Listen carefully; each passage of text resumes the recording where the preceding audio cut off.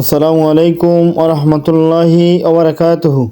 সম্মানিত অডিয়েন্স ও ভিউয়ার্সগণ, এই মুহূর্তে যে যেখান থেকে দেখছেন সকলকে জানাচ্ছি আন্তরিক মোবারকবাদ। আপনাদের প্রিয় ফেসবুক পেজ ও ইউটিউব চ্যানেল বেসিক টিউটোরিয়াল ধারাবাহিক ভিডিও হিসেবে আজকে ভিডিও থাকবে তাহারাত বিষয়ে 11তম ভিডিও, পাত্র সংক্রান্ত মাসালা সম্পর্কে। চলুন শুরু করি। পাত্র সংক্রান্ত মাসালা। আল আনিয়া তথা বর্তমান অবস্থা এর পরিচিতি। যে পাত্রে পানি অথবা অন্য কোনো খাদ্য সংরক্ষণ করা হয় তাকে আল আনিয়া বলা হয়। এর আসল বা মূল হলো হালাল হওয়া।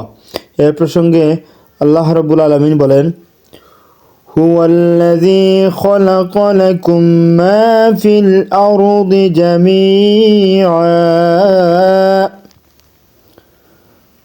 তিনি জমিনে যা আছে সব তোমাদের জন্য সৃষ্টি করেছেন।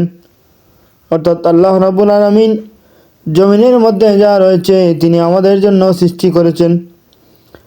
আর পাত্র আল্লাহ তাআলার সৃষ্টি সময়ের মধ্যে অন্তর্ভুক্ত। অতএব পাত্র যতক্ষণ পর্যন্ত অপবিত্র হওয়ার দলিল না পাওয়া যায় ততক্ষণ পর্যন্ত তা পবিত্র। সম্মানিত অডিয়েন্স ও ভিউয়ার্সগণ, আজকের ভিডিও থেকে আমরা কি জানলাম?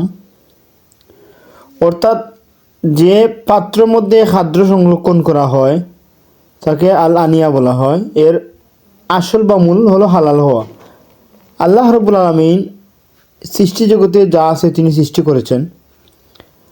আর পাত্র আল্লাহ তাআলার একটি সৃষ্টি।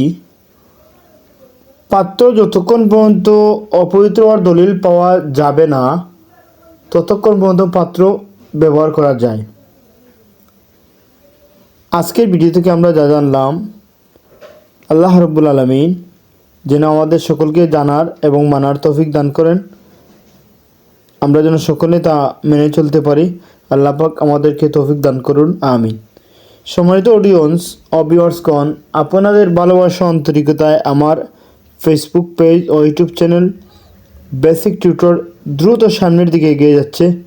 আপনারা যেভাবে সহযোগিতা করতেছেন, আল্লাহ রাব্বুল আলামিন আপনাদেরকে দুনিয়া আখিরাতে উত্তম বদলা দান করুন, আমিন ইয়া রাব্বাল আলামিন। আসসালামু আলাইকুম ওয়া রাহমাতুল্লাহি ওয়া বারাকাতুহু।